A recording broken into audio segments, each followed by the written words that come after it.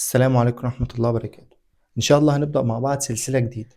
في السلسلة دي أنا هعرفك على مهارات تقدر تتعلمها في شهر أو شهرين أو حتى 3 شهور بحد أقصى، أو خلينا نقول كحد أقصى 4 شهور. بعد ما تتعلمها هتقدر تعمل فلوس كويسة جدا، يعني يكاد يكون ممكن تعمل مثلا 20 ألف في الشهر. أول مهارة معانا وهي مهارة المونتاج، زي الفيديو ده مثلا. هل ينفع بعد ما أخلص تصوير أرفع الفيديو على طول؟ لا طبعا، المفروض بعد ما أخلص أروح واخد الفيديو ده على برنامج مونتاج، أظبط الإضاءة دي، الالوان، اوضح نفسي شويه، ابيض سناني. هي سناني بيضة الحمد لله، بس ممكن ابيضها اكتر، تعمل لمعان عين، مش عارف ايه الحاجات دي كلها. وبتضيف ايه تاني؟ بتضيف حاجه اسمها مؤثرات بصريه ومؤثرات صوتيه. المؤثرات البصريه يعني مثلا بين كل شوت والتاني يحصل مثلا حركه، فيديو يطلع لتحت، فيديو يطلع، دي اللي هي المؤثرات البصريه. يضيف ايقونات، يضيف مش عارف، تمام. انما المؤثرات الصوتيه بقى، الصوت. في فيديو مثلا بيعد فلوس، هتروح حاطط صوت ماكينه فلوس او صوت اللي هو اللي انا هحطه لكم دلوقتي ده، تمام. فهو ده المؤثرات الصوتيه. واللي بيحتاج الفيديو اديتور هم صناع المحتوى بتاع اليوتيوب او اي محتوى تاني، وفي نفس الوقت الشركات، وكمان بيحتاجوك اللي هم الناس اللي هي شركات التسويق كمان والحاجات دي كلها، تمام. طب مهارة المونتاج دي انت محتاج ايه عشان تتعلمها؟ هل هقول لك بقى انت محتاج لابتوب ب100 ألف جنيه؟ لا طبعا، مش هقول لك الكلام ده.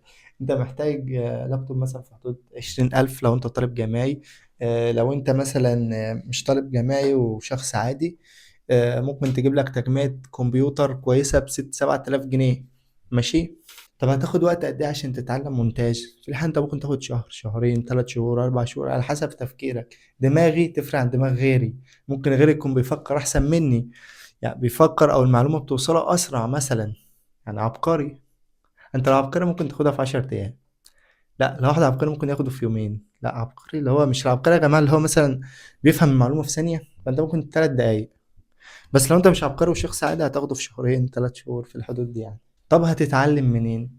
عندك اول حاجة في اوفلاين، تقدر تروح كورس اوفلاين في اي مكان عند اي حد. حتى الكورسات اللي تحت السلم دي عارفينها، اللي دايما بتعملها سبونسر. حتى لو معكش فلوس هتقدر تعلمها من اليوتيوب عادي جدا. بس المهم انك تكون راجل فنان، لازم تكون دماغك مختلفة، هتكون عبقري حرفيا. يعني تجيب يعني افكار حلوة كده في المونتاج، تمام. لان انا شخصيا بعتبر ان المونتاج ده فن. حرفيا المونتاج ده فن، مش مجرد قص ولزق، لا ده فن. ده فن، ده دراسة. انت يعني المونتاج ده ممكن يخليك تكمل فيديو ساعة من غير ما تمل. ليه؟ لان انت هناك مثلا ملاحظ حاجات كتير، حاجات بتتحرك في الفيديو، في افكتات صوتية، افكتات اللي هي اسمها ايه قلنا عليها، الصوتية والبصرية، تمام.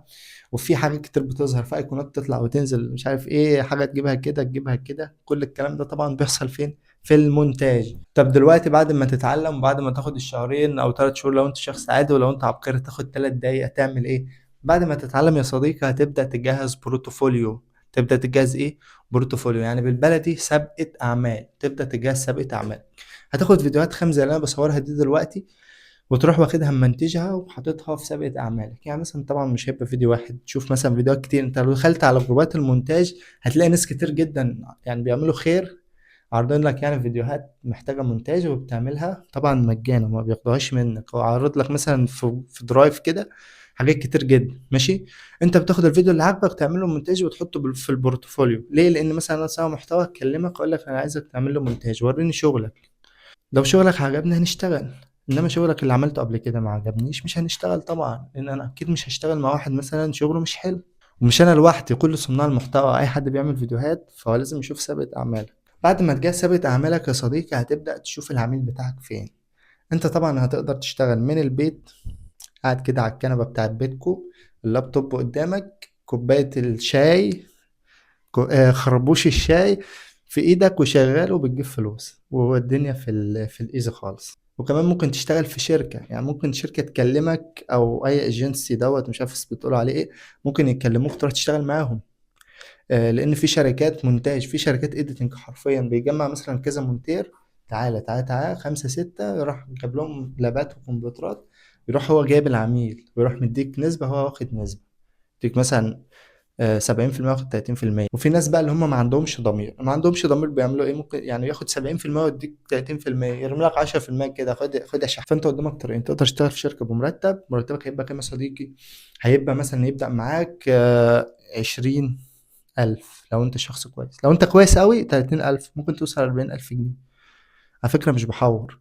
طب لو انت لسه على قدك ومبتدئ 8,000 9,000 ممكن 10,000 لو يعني شركة كبيرة شوية. تمام. طب لو انت شخص عادي وعايز تشتغل فريلانس من البيت على كنبة بيتكم بخربوش الشاي باللاب قدامك ولا الكمبيوتر، فانت هتشتغل اللي هو فريلانس. هتجيب انت عاملك بنفسك، تخش على الجروبات تعرض شغلك، اللي عجبه شغلك هيكلمك، تروح مهنت العميل. بص في حاجة مهمة بقى يا صديقي، هتعمل ايه؟ لما تيجي تعمل شغل الواحد يبعت لك الفيديو، هتروح واخد منه عربون قبل ما تبدأ تعمل اي حاجة. طب هل بعد ما تاخد عربون وتخلص هتسلمه على طول؟ لا طبعا مش هينفع تسلمه على طول. هتعمل ايه بقى؟ هتروح واخد، يعني دلوقتي خلصت الفيديو وانت واخد عربون، هتروح قايل له ابعت لي بقى الفلوس، تبعت له جزء من الفيديو تقول له انا خلصت ابعت لي بقى الفلوس. ليه بقى؟ لان انت اكيد مش هتنصب عليه وانت مخلص الفيديو، بس انت مش خسران حاجه، انت مش خسران 2 جنيه 3 جنيه بتوع النت اللي انت هتبعت له بيهم الفيديو. تمام. فكده بالنسبه له انت كده هو ضامنك خلاص، لما الفيديو اتعمل فهو ضامن ان هو هياخده. فاهمني؟ بس انت مش ضامن ان هو هيديك الفلوس. فانت اول ما تخلص بتاخد كل فلوسك وتروح مسلم الفيديو على طول. تمام يا صديقي، ركز عشان ما حدش يضحك عليك، ما توديناش في داهيه. ولو انت يا صديقي قدرت تعمل 30 فيديو في الشهر فانت احسبها 500 جنيه في الفيديو اقل واجب. لو انت شاطر جدا 1000 جنيه. يعني لو انت محترف وبتعمل فيديو ب 1000 هتعمل 30 فيديو في الشهر، فانت مكسبك 30,000 جنيه وانت قاعد من البيت زي الباشا. بس كده يكون خلص الفيديو. لو عايز نعمل لك كمان فيديو فيه شويه تفاصيل والكورسات اللي انت المفروض تاخدها والكلام ده كله، انا مش هعمل لك غير لما الفيديو ده يجيب ريتش. الفيديو ده ما جابش ريتش مش هعمل لك اي حاجه. فالمطلوب منك دلوقتي انك تنزل تعمل لايك حلو كده بضمير، وتكتب لي كومنت حلو. بص مش فارق معايا بقى تشجعني تنتقد، لو انتقدتني اصلا انا هرد عليك بمنتهى الضحك وهزار والكلام ده كله، يعني مش بقبل الانتقاد. تمام. والاهم من ده كله انك تشترك في القناه، والاهم من الاشتراك في القناه انك تفعل زر الجرس. ليه تفعل زر الجرس؟ عشان الفيديو الجاي لما انزله يجيلك اشعار، تخش تتفرج كده زي الشاطر وتعمل لها لايك كده بضمير وكومنتات حلوه والكلام ده كله يعني. وكده نكون خلصنا اول فيديو في السلسله باول فكره. يا رب يا جماعه يكون معاكم فلوس كتير بس طبعا بالحلال. والسلام عليكم ورحمه الله وبركاته.